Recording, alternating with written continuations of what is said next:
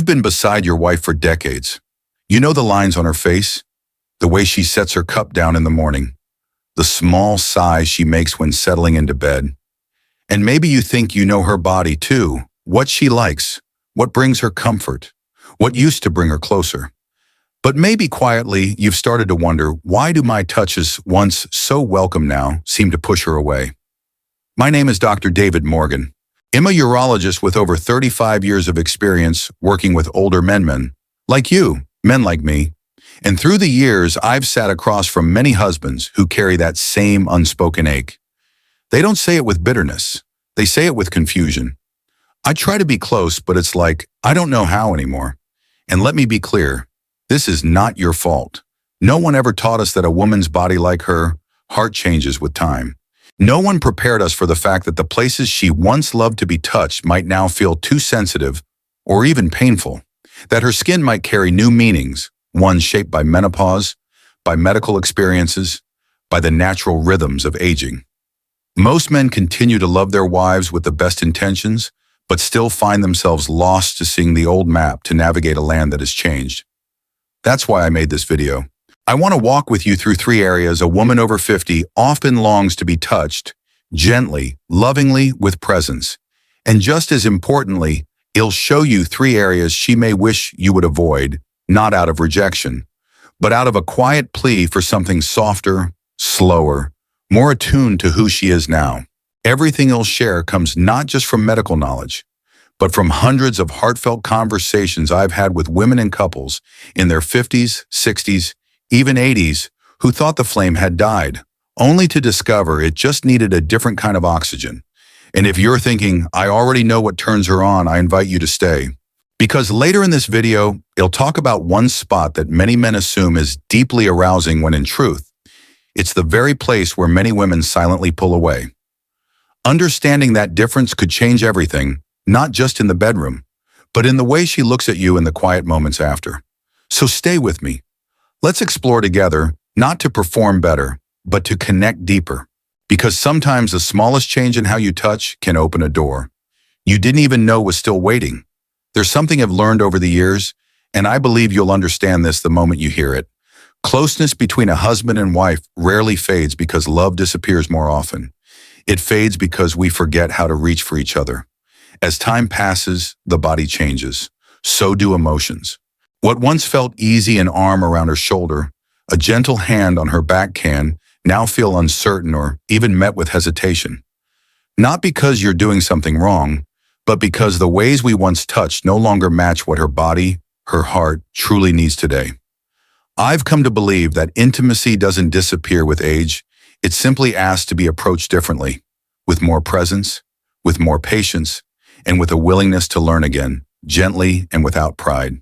The truth is, there are 3 places on a woman's body that, when touched with care, can reopen a kind of connection, even in this later season of life, that feels just as powerful, if not more, than when you were young. 3 places women over 50 want to be touched. 1. The entrance of the vagina, a place of trust, not just transition. Many men overlook this area, thinking it's simply a gateway to something else. But for countless women over 50, the entrance of the vagina is not just a physical threshold, it's an emotional one. With age, a woman's body carries the memory of experiences, childbirth, hormonal shifts, menopause, even medical interventions. This area becomes more than just anatomy, it holds vulnerability, history, and deep emotional resonance. When approached gently with eye contact, a warm hand, or a slow, steady presence, it can be one of the most powerful places to reestablish intimacy. It's not about penetration, it's about presence. One woman in her late 60s told me, I don't need him to do anything more. Just to pause there like he still wants me, just as I am. It's a place that responds not to urgency, but to intention. When you slow down, when you offer your attention without asking for anything in return, that's when she begins to lean in. And yet sometimes it's the places we've forgotten entirely that carry a surprising depth of feeling. 2. The area around the urethral opening. Small in size, rich in sensation. Between the clitoris and the vaginal entrance lies a small area most men rarely think about, the space surrounding the urethral opening. It's not often discussed. It's not flashy. But for many women, especially those in midlife and beyond, it holds a kind of subtle, tingling intimacy that lingers long after touch ends. Why? Because the skin here is thin, the nerves are close, and it often goes untouched, not out of neglect, but simply because we didn't know it mattered. For women post-menopause, this zone can become a sanctuary of sensation that doesn't require pressure or speed, but instead responds to stillness and softness. A woman in her 70s once shared this with me. He didn't even do much, just rested his fingers near that spot, and I felt seen, not in a showy way, in a quiet, safe way. Touching here is less about movement, more about message. The message being, I notice you. I care to explore the parts of you no one has asked about in years. When done with care, this kind of touch doesn't ask for a response, it invites one. And then there's a third place hidden just a little deeper. That, when approached gently, opens a door to something more than physical. It touches the core of trust itself. 3. The inner front vaginal wall, G-spot area, where emotion and sensation meet. Not all women experience this the same way, but many describe the inner front wall of the vagina, about 1 to 2 inches inside and angled upward toward the belly, as a place of deep emotional connection. This is often referred to as the G-spot, but in long-term relationships, it's less about labels and more about how it's approached. This area doesn't respond to speed or force, it responds to steady, rhythmic presence, delivered with care and without pressure. I once worked with a couple in their early 70s. They hadn't been intimate in years.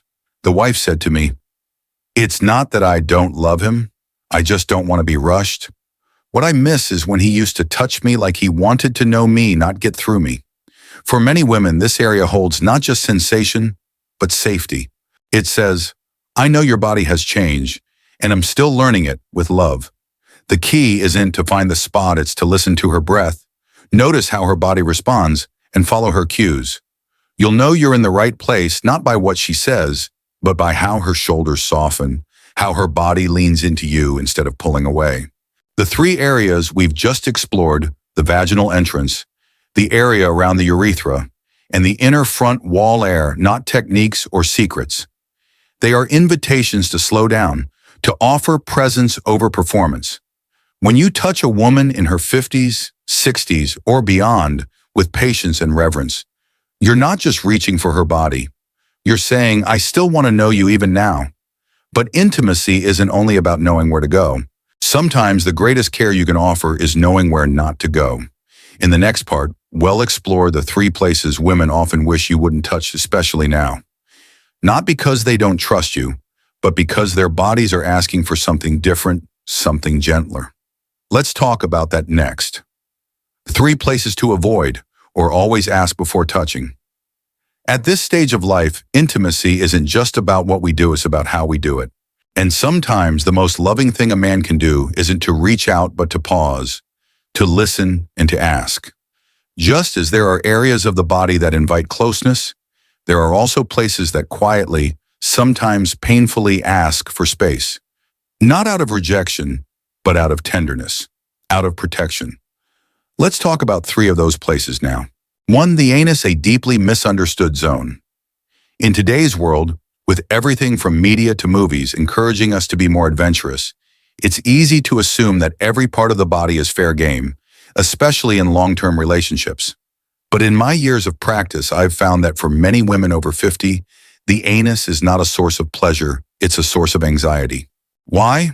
Because it's a place that, for some, holds memories of discomfort, medical trauma, or simply a lifetime of being off limits. As women age, pelvic floor changes, surgeries, or chronic constipation can leave this area feeling more vulnerable than sensual. One woman in her late 60s once told me, "It's not that I don't trust my husband. I just wish he would ask, because when he touches there without warning, my whole body tenses. It's not desire, I feel it's defense."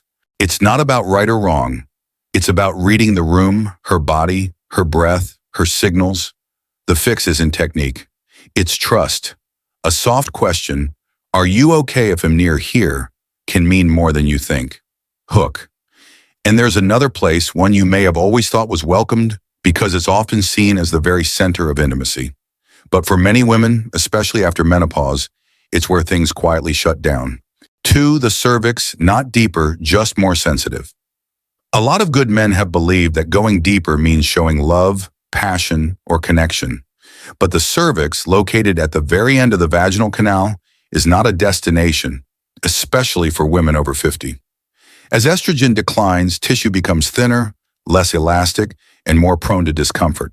The cervix, once less noticeable during intercourse, now becomes a sensitive pressure point, and often one that responds with pain rather than pleasure. I once spoke with a couple in their early 70s. They had been struggling with intimacy for years. During our talk, the wife finally admitted, "Every time he tries to go deep, I brace myself. I don't want to hurt him by saying it, but I keep hoping hell notice how quiet I get." The problem isn't effort, it's unawareness. Many women don't know how to explain what's changed, and many men, out of love, just want to bring back what used to work. But bodies evolve, and so must we. Try shallower movements, softer rhythms, and most of all, gentle check-ins. Is this okay for you? Can build more intimacy than anything else. Hook. Now this next one might truly surprise you. It's a place many men go to without thinking, the first stop in almost every intimate moment. But for women over 50, it's not always a green light anymore. 3. The nipples. Once inviting, now overstimulated. For decades, we've been told that the breasts and especially the nipples are the epicenter of female arousal. And for many younger women, that might be true. But for women in midlife and beyond, things change. Hormonal shifts after menopause can make breast tissue more fragile and the nipples more sensitive, not in a good way. What once felt pleasurable can now feel sharp, overstimulating, or even painful. A woman in her mid-60s once said this to me in a quiet moment during our session. "I love that my husband still finds me beautiful. But sometimes when he reaches straight for my chest, I just wish he would pause. Ask. Look into my eyes first." That hit me, because what she was asking for wasn't less affection. She was asking for different affection, one that began not with hands but with presence. If your partner pulls away, stiffens, or seems to retreat when you touch her chest, it may not be rejection. It may be a signal. Please slow down. Please see me, not just my body. The solution isn't to avoid her completely. It's to stay curious, stay gentle, stay willing to ask, "Is this okay for tonight?" Because some nights it will be. And on others, the simple act of asking may be the most intimate thing you do. We've just walked through a part of intimacy that few people ever talk about openly, especially at our age. We've explored the 3 places where women over 50 most often want to be touched, if we approach with care, presence, and patience. And we've looked at 3 places where touch may no longer feel good or may need to be preceded by a simple, gentle question. These are not easy conversations. They require humility. They ask us to set aside what we think we know, and instead begin to listen again, perhaps for the first time in a long time. But that, my friend, is the heart of what true intimacy becomes as we grow older. It's not about performance or perfect timing. It's about paying attention. It's about seeing your partner not just as she was, but as she is now, and letting her know, with every quiet gesture, "I still choose to learn you, still choose to love you." I know for many of you watching, this might bring up mixed feelings, guilt, maybe, or regret, or confusion.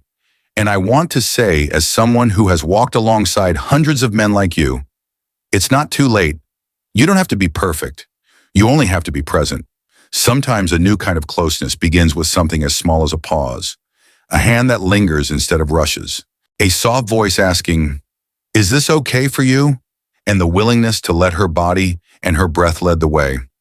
If something in today's video resonated with you, I'd love to hear from you in the comments. You can simply share the number of the place that stood out most, whether it was one you now see in a new light or one you've struggled to understand. Or if you prefer, share a thought, a feeling, even a question. You're not alone here. We're learning together. And if you found this helpful, feel free to like, share, or subscribe, not because it helps me, but because it helps more men find this space, a space where we can speak quietly and still be heard.